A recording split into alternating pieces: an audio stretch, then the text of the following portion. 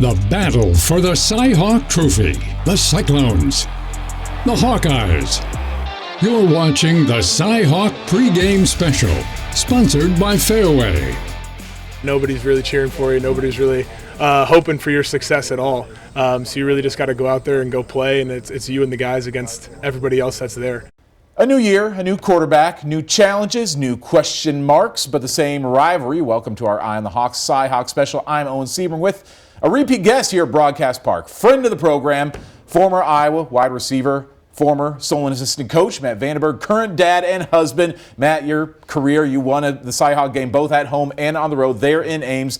Tell us what means more to a Hawkeye, winning that game here in home, in front of the home fans, or on the road in front of the Iowa State fans. They both mean a lot. The difference in atmosphere is tangible, because what you have at home, like everybody's cheering for you, everybody loves it, right? And then you get to usher them out of the stadium disgracefully. But when you're at their place, the fact that everybody hates you, like we had to go in, I don't know if they've changed it since then, but you'd walk in next to the student section, they're all chanting a bunch of nasty words at you, and you just know in your head you're going to shut them up here in about 60 minutes. So like that kind of feeling is cool, but I mean, every win's a good win. Yeah, those words that you don't say to your new sons and daughters that you have that you're raising there that Yes. they'd be getting in trouble for. Well, we've got more to come from Matt in a bit. Now this here might be a new one, but after week one, the same old concerns are coming back for Iowa fans.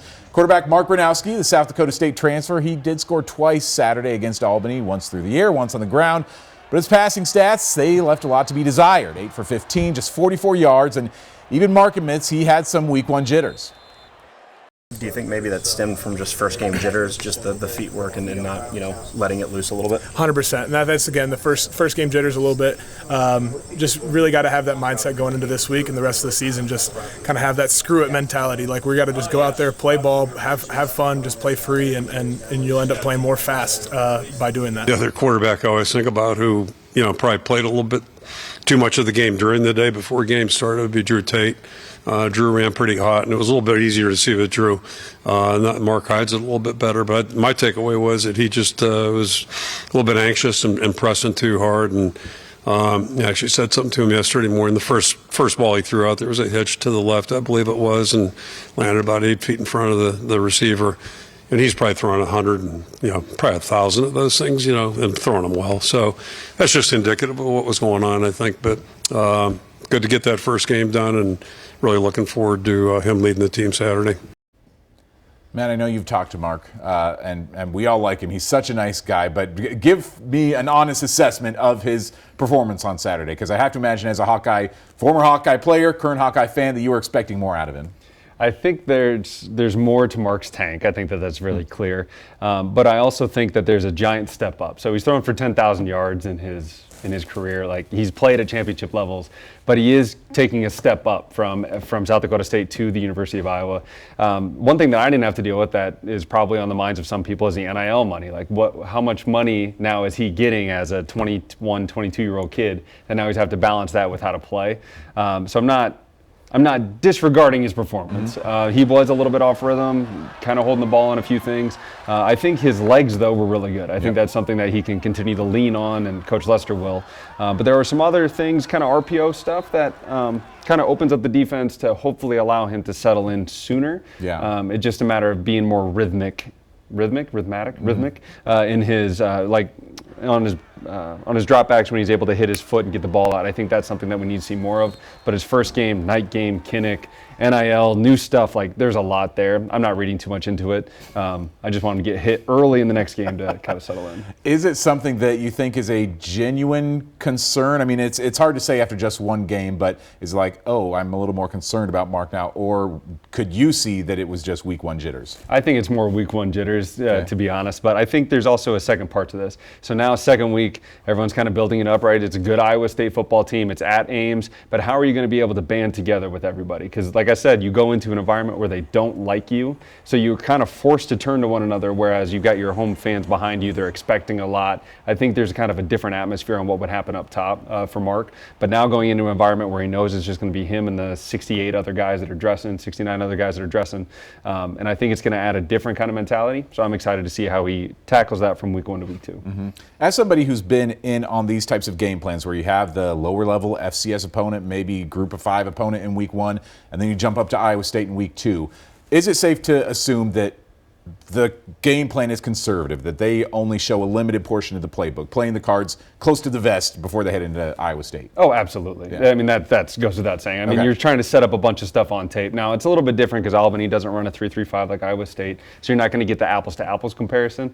But the outside zone, outside zone, outside zone, maybe they haven't seen the play action outside zone halfback up the sideline. Like, there's a lot of different wrinkles that'll be thrown in that have already been practiced for weeks, but you're holding on to it so that way you can hit Iowa State in Ames. Is there a tangible number you could say, like, we only saw 20% of the playbook, 40%, 50%? I wouldn't be shocked if it's around that 20 to 30% really? Mark. Because now there are some things where they opened it up, but again, that opening up, there's always going to be a counter to it. There's never just, we're going to hand it off to the left. Mm-hmm. It's, okay, what are all the things we can do based off this action of handing it off to the left?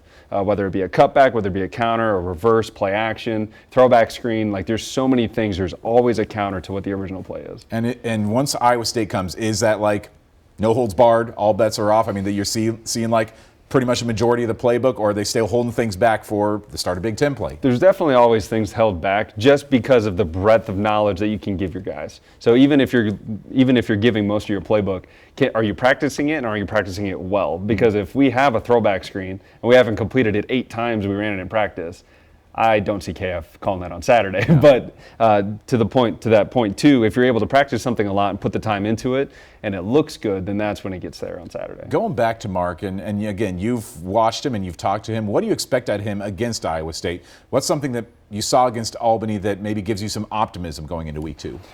Again, his legs are the biggest thing. And the fact that on the 4th down, at the student section, night game, he did hit Caden Weeden for a touchdown, right? Like, that's a fold moment for somebody who's completely over their head. Mm-hmm. But the fact that he kept his calm, he looked off the safety, you can see his eyes, he's actually looking here, he sees the middle linebacker pick up Weeden, and Weeden's going to win that foot race every single time, hits him on the crosser. So there are good things that he did. It's just a matter of making that over the course of 60 minutes other than a play or two. Yeah, well, this is a wide receiver-friendly studio, and Iowa's wide receivers long thought all offseason to be much improved from the past several years.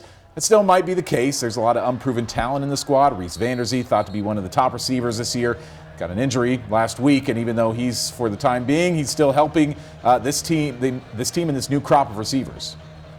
Yeah, that definitely hurt us for sure. I mean, he's a great receiver. I'm learning a lot from him, because he played the X last year. So I'm learning a lot off him. KJ's learning a lot off him as well. And, that definitely took a little tank to our receiving room, but we're trying to learn off him, and he's on the sideline with us. And he's got the earpiece in the box, hearing everything. So, Matt, as a former receiver, this group seems to be deep. There's maybe a lot of potential talent there, maybe unproven still at this point. What's your take on this year's group of wide receivers at Iowa?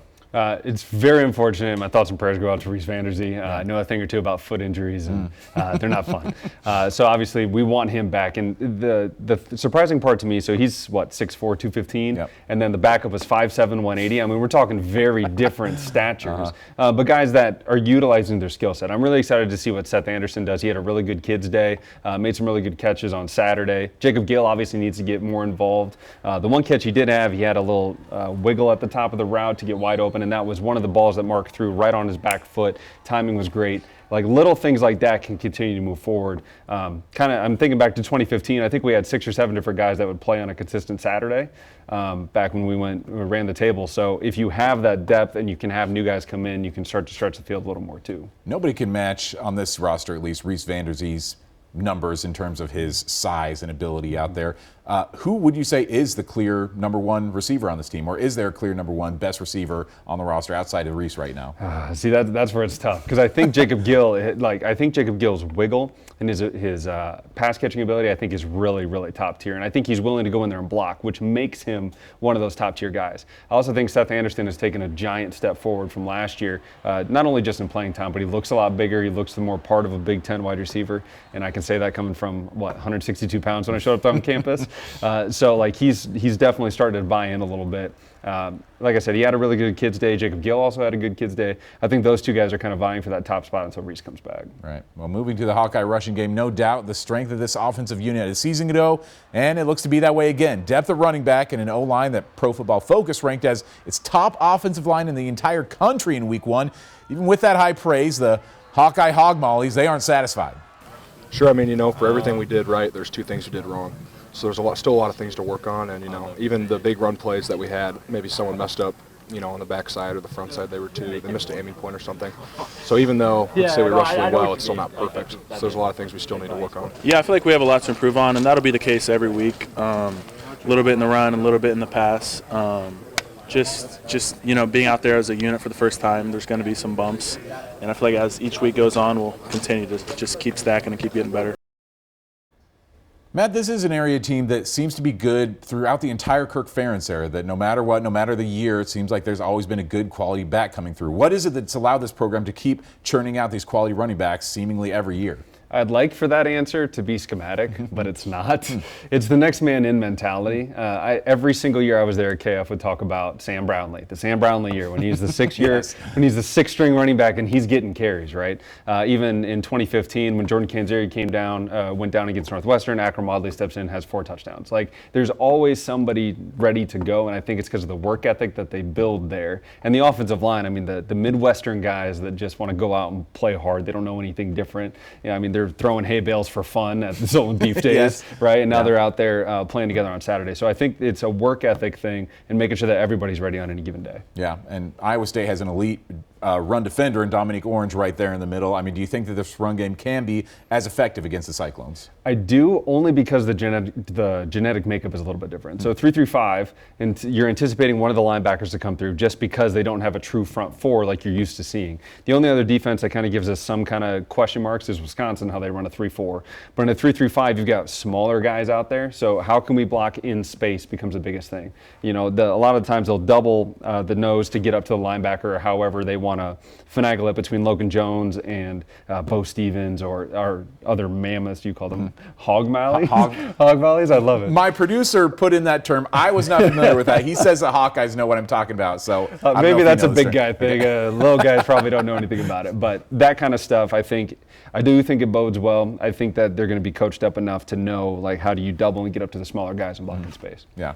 Well, if there's one other constant to this Hawkeye program, it's Phil Parker's defense. They looked the part on Saturday, allowing Albany to gain only 177 yards, 33 in the second half. The Great Danes, predictably, not doing a lot against the Hawkeye defense, but a new test awaits them in Ames. Rocco Becht is in his 3rd year as a starting quarterback and just keeps improving. He's definitely a winner. I think last game he went 19 of 20 passing. He's a fast quarterback, can get out of the pocket, has a lot of knowledge. He likes to get the ball out quick, and he's just very decisive in his throws as well. Yeah, he a pretty good quarterback, man. He pretty poised. He liked to get it out quick. He got his reads. He liked to audible change things up based on what he sees. So he's a good experience, nice quarterback. He's just done a really good job. He plays like a veteran, and he did that at a young age. So his poise is impressive. Just the way he runs a team and doesn't make big mistakes is really impressive. So we're going to have to be at our best. We're a different group than we were last year too. So it's a whole new matchup, and the challenge is us getting ready this week, knowing that it's going to be tough. And Matt, we did have some question marks about the defense coming into the year. A lot of new faces at linebacker, maybe some unproven talent in the secondary. What did you make of the defense in Week 1? Like you mentioned, we kind of expected the Great Danes not to move the ball a whole lot. And the one touchdown that we did give up, Zach Lupmer was in a really tough position where he was playing outside leverage on a crossing route. So he's already set up to fail from the beginning, and he still almost made the play on it. So the only thing that really hurt us, I think, against Albany was the QB run. That was the only thing. And usually there's an Achilles heel there with the QB run, just for whatever reason, get 4 or 5 little chunk yards there because you're going to have to dink and dunk against Coach Parker's defense. Rocco Becht been decent with his feet. the first 2 weeks, but I will say K-State's front four really got after him. Now, they're in Dublin, it's rainy, it's hard to pass block when the turf is wet because you're going backwards trying to stop somebody from coming towards you.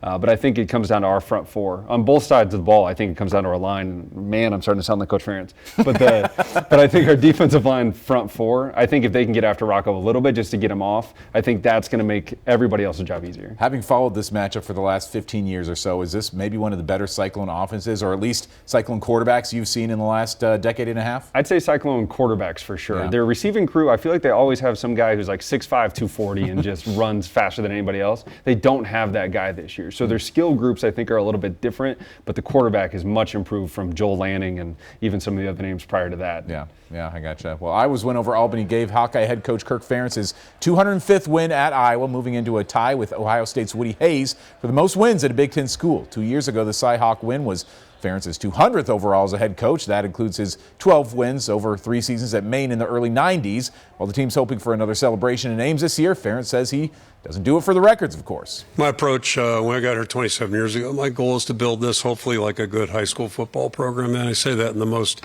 endearing way because I just growing up, that was one of the best experiences I ever had in my life was playing high school football for 2 outstanding head coaches that really were very different, but I looked up to both of them, and one ended up being one of my probably biggest mentors in my entire life. So that's what I do. Like, hopefully that's what I do, and that's where I try to direct my energy and focus. And the best part about football is the people that you get to work with and the day-to-day, quite frankly.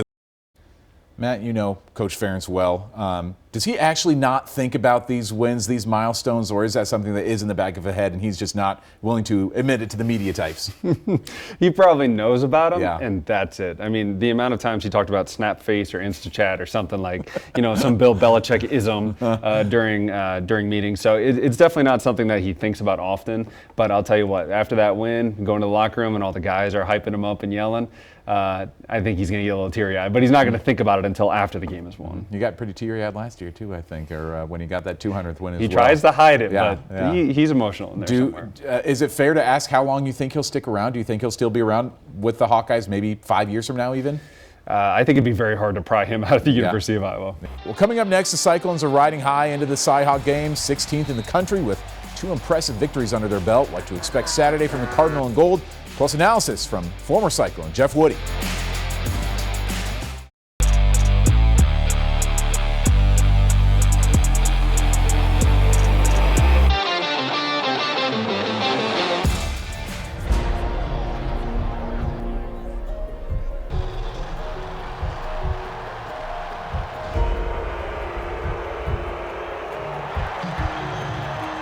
The turn, the give to Johnson. Big hole off the right side. 20, 15, 10, 5. Touchdown! Touchdown, Iowa. No flags. Touchdown, Iowa. And McNamara off play action. Rolls to the right. Now under duress. Throws it back against the field. Picked off by Darian Porter, the Iowa native. They're going to run it straight ahead with Caleb Johnson. Yes. Look out. He gets to the outside. Turns the corner. He's at midfield. One Cyclone to beat. 30 of Iowa State and run out of bounds. And let's see if the Hawks can finish the drive off now. Johnson over left guard. Touchdown, Iowa. Another gaping hole thrown by that offensive line. He drops to throw on first down. Has protection. Fires deep down the middle. Has a man. Jalen Knoll over the shoulder catch. And Knoll off to the races. This will be a Cyclone touchdown. With 9 seconds to go from the right hash. Snaps good. Holds good. Kick on the way by Conrady. End over end. And it is good. Kyle Conrady hit a 54-yard field goal. And Iowa State leads it 20-19. Oh my goodness. Iowa and Iowa State, they seem to figure it out when they're not on their home field. The past decade has shown it. Let's send it out to Patrick Smith right now to explain why this rivalry is a little different from the rest. It's one of the strangest rivalries in college football. Yes, the home team usually has the advantage, but not in the Cy-Hawk. Iowa has owned Ames since 2011. The Cyclones, they've done their damage in Iowa City. And yes, every head coach preaches focusing on the present, but with this much energy building for the Cy-Hawk, it's hard not to think about the past. It's fact. So, I think the reality of playing your best at home in this game, I do think the uniqueness of, there is so much energy around this game. The home team probably feels that a lot more just because you're living in it from Thursday, Friday to Saturday. You don't know who's going to win any given Saturday because it's hard to be consistent. It's hard to show up and be your best every day. And so, again, you'd be foolish not to say you don't feel the excitement around a game like this. Exciting, definitely. It's an exciting game. There's a lot of attention on it and things like that. Exciting. They're a super physical team, and we know that, and we think we're a physical team as well. So it's always definitely a very physical game from both ends, and we know that going into this game every year. So yeah, we're ready for it for sure. This game has always brought plenty of energy, but in recent years, it's started drawing national attention. College Game Day's been here twice in the last 6 years. And now Big Noon Kickoff and Barstool Sports will be in Ames for the first time. Another sign how much the Cy-Hawk rivalry has grown. I think that's awesome for the state of Iowa to gain that attention from the outside world and just get eyes on this game. And hopefully just bring in a bunch more viewers this week with Big Noon Kickoff. I think when you look at it holistically, that's neat that it's garnered such national attention. There's a lot of great rivalry games in college football, and the fact that this one has become meaningful, I know that means a lot to certainly both programs. And meaningful with the whole country watching on Saturday. Reporting from Ames, I'm Patrick Smith for Iowa's News Now Sports. Okay, joining us now is one of our friends from Central Iowa, former Iowa State running back Jeff Woody, who was a major part of this rivalry from 2010 to 2013. Now he's a college football analyst calling games for ESPN this season. Jeff, you've hit the big time. We appreciate you lending your talents for the day. First off, Iowa State was 2-2 against Iowa in your playing career. Give me some of your favorite Cy-Hawk moments if you have some off the top of your head.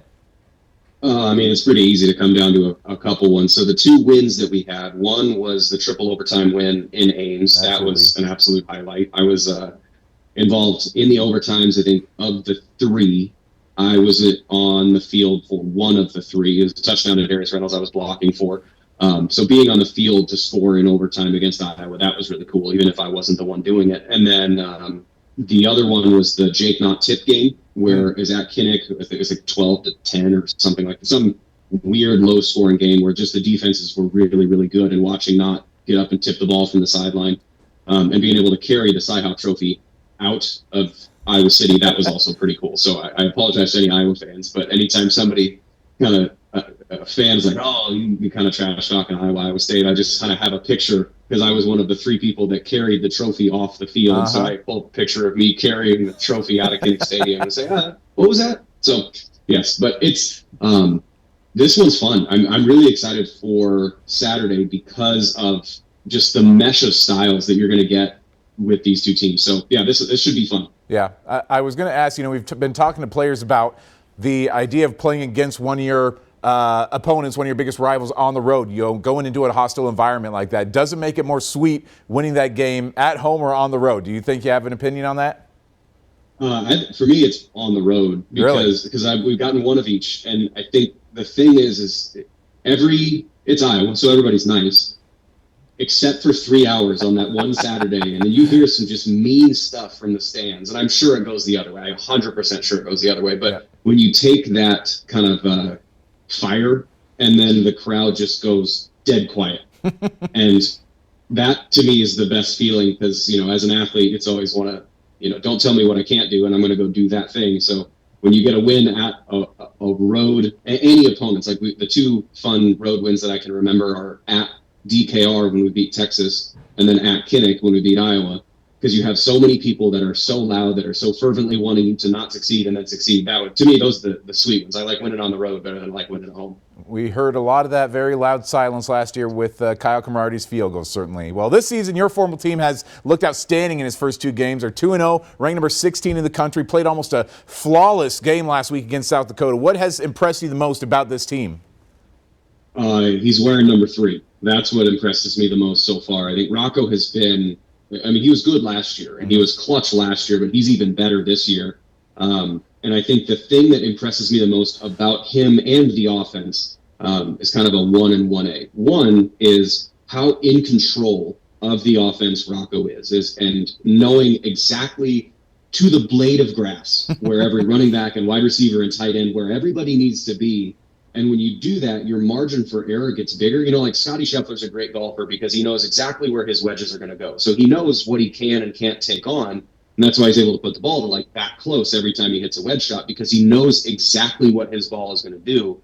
And that's the thing that Rocco has playing quarterback, is he knows exactly where the play needs to go. And that's why he can be 19 of 20 in the passing game. And, that one incompletion was because a freshman tight end wasn't in the right spot. And so he threw it to where the guy should go. So everything was just, freshman. Yeah. Everything was just perfect. So that's the thing that's been impressive. And the second thing that's been impressive to me still regarding the offense is the fact that if you're Phil Parker and you are game planning this defense, when I was playing scout team offense, you would have a few guys that you say, all right, you're going to try and mimic this person, you're going to try and mimic this person, and we're going to put a orange cap on your head to let the defense know exactly where the number one threat is. You're playing CD Lamb at Oklahoma, all right, put a cap or a penny to make sure they can identify.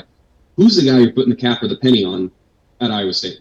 Bramer? Maybe. Eskelson? Maybe. Is it Abu Sama? Maybe. Is it Carter? I mean, there's no real one dominant thing that you just must take away for this offense, because it's all pretty good. So the balance across the board and Rocco's control of it is, to me, the thing that's the most impressive so far with this Iowa State team. Through just a game or two, Iowa State certainly has looked like the better team compared to Iowa this year.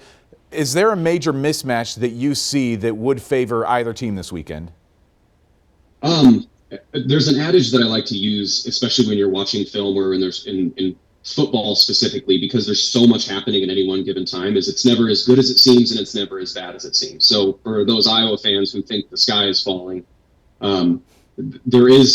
it's not going to be as bad as it was, and specifically in the passing game, I think, is where most people are concerned. With Gronowski, some of those were some ducks, and some of the passing game was pretty off.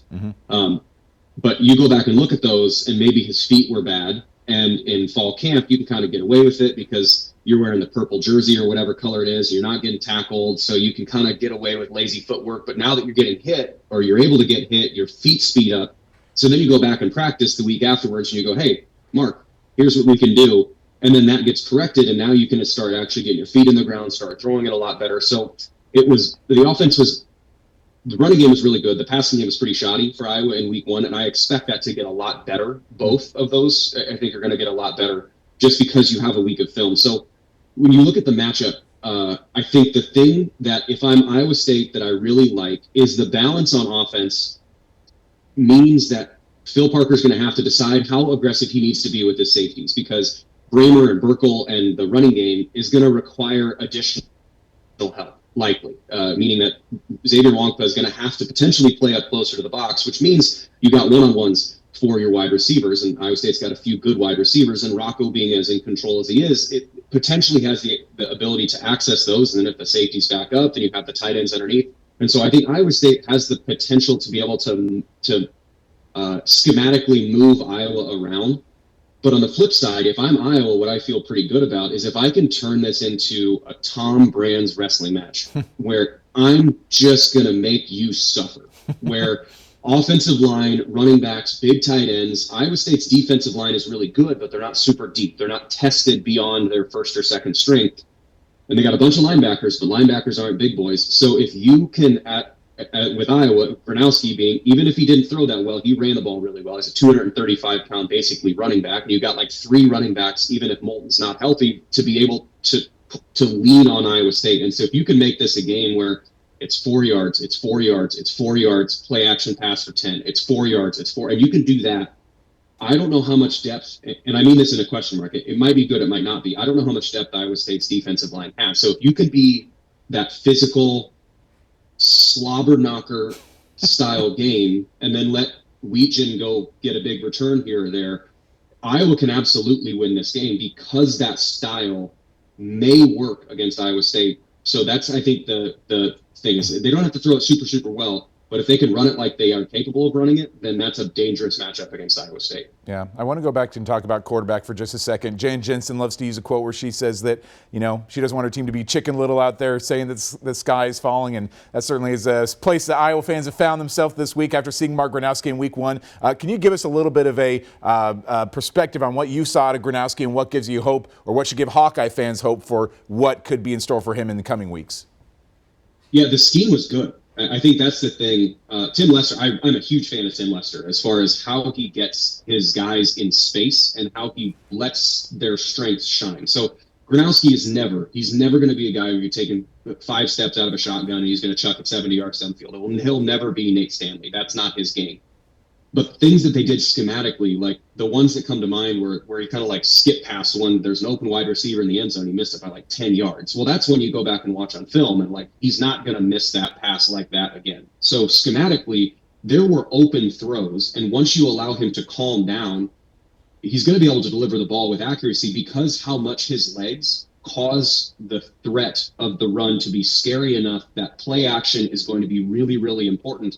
And then a bootleg stuff, if you're bootlegging and you're a defensive end or a linebacker that's trying to force the throw, you can't just come full force and try and force the ball out of his hand, because even if you hit him, you might not get him down. So I think quarterback play, I think the expectations of Iowa fans should be a little different than what you think of with quarterback. It's not going to be throw it 25 times a game, complete 20 of them. It's not Rocco. He's not going to do that, but he never was going to. But if he can run the ball for 85 yards a game, get 5 first downs on quarterback run plays where he's converting on a 3rd down, and then complete 60% of his passes, that's a super efficient offense because those 60% are going to be true one-on-ones because how much run threat there is. So, yes, it didn't look good, and mechanically it's pretty shoddy. Like, there's a couple ducks. But I think you're going to get those fixed, and the scheme that Lester's going to be able to have will generally get their receivers in open space. Can we get a game prediction? What are you thinking is going to happen there on Saturday when the Hawkeyes travel to Ames? I think Iowa State is too balanced for any normal game flow for Iowa to win, but Iowa's really good at mucking up game flow, whether it's a blocked punt or a kick return touchdown or whatever. So I think Iowa State's going to win, call like 27-20. They get out in front, but the physicality of Iowa starts to close it off, and we get a real classic, must stop for Iowa State and must score a touchdown for Iowa to win the game. So I think 27-20 Iowa State, but this one's going to be fun and physical. You better tighten those chin straps for both teams.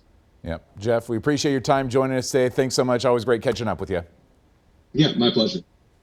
It's been a decade since the magical 2015 12-0 regular season for the Iowa Hawkeyes. The magic all started in the Cy-Hawk game. Next, Mitch Fick talks to Riley McCarron, the former Hawk who caught the go-ahead touchdown that day in Ames.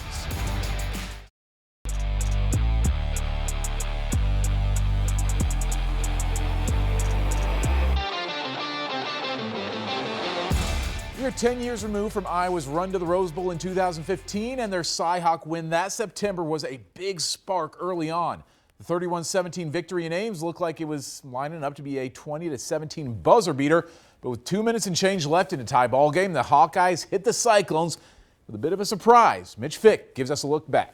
Everybody thought the same thing was coming on the 7th play of Iowa's 11th drive at Jack Trice in 2015. You have a couple runs, set up a Marshall Kane field goal, and you walk off a Cy-Hawk win. But instead, the Hawks, coming out of a 2 tight end I formation with 1 wide receiver, went for the end zone and created a moment for the ages in Ames. Now the Hawks are in Marshall Kane field goal territory with 2:22 to go in the game. I'd be shocked if they try to do anything other than give this ball to Jordan Canzeri until they kick a field goal. I think everybody in the stands, everybody watching the game thought we were just going to run the ball out, including their defense. We had been setting that play up. We had practiced it. CJ played a great game, and Riley's he was a great football player. I just remember, breaking the huddle. I'm like, oh, shit, that's coming to me. First down at the Iowa State 25 for the Hawkeyes. Being a double move, I'm like, okay, I just got to do my job to sell this first route to get him to bite. As soon as I ran that first route and broke, and I look back and I see CJ, I'm like, okay, here it is. Betther throws to the end zone. Touchdown, Iowa, Riley McCarron. Here's a rollout left by Betther. Throws to the end zone. He's got McCarron open. Caught! Touchdown! Touchdown, Iowa! How is Riley McCarron's first touchdown grab? Huge! CJ Betther put that ball in a shoebox. CJ, hands down, what a dime. What do I know? That's a great play call. You just never know who's going to emerge, who's going to step up and make the big play, or be a story in each and every series or every game. Might be another story this week, hopefully. Of course, a Desmond King interception, the first of his 8 in 2015, led to a late Jordan Canzeri touchdown and wrapped up that 31-17 win in Ames 10 years ago. The first time Iowa had gone back-to-back in Ames since the mid-90s. Those 2 straight wins have now turned into 6 in a row at Jack Trice and a chance at 7 in a row on Saturday.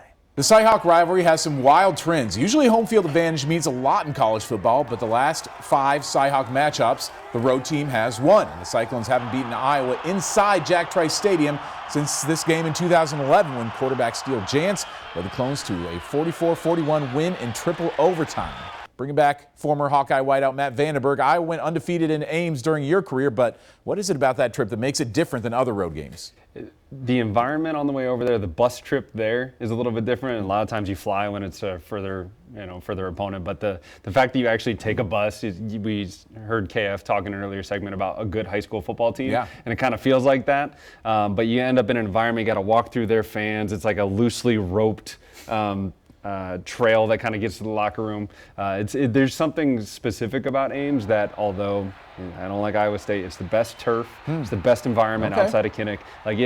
It's a great place to play, which I'm also happy that we went undefeated there. Just to wrap things up, any sort of game prediction you want to give us? I think it's going to be a close game. I do think offenses are going to click a little bit, but I could see it being something similar, not quite the game in Kinnick from a year ago, but I could see it even being like a 20-17 type game. Gotcha. Yeah, we've seen a few of those. Of course, Iowa coming out on top. Obviously, that goes without saying.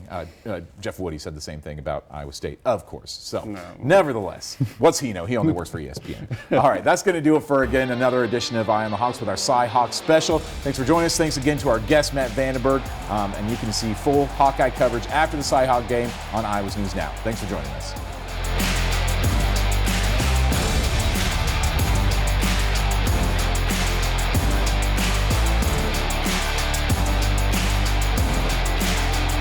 You just watched the Cy-Hawk pregame special, sponsored by Fairway.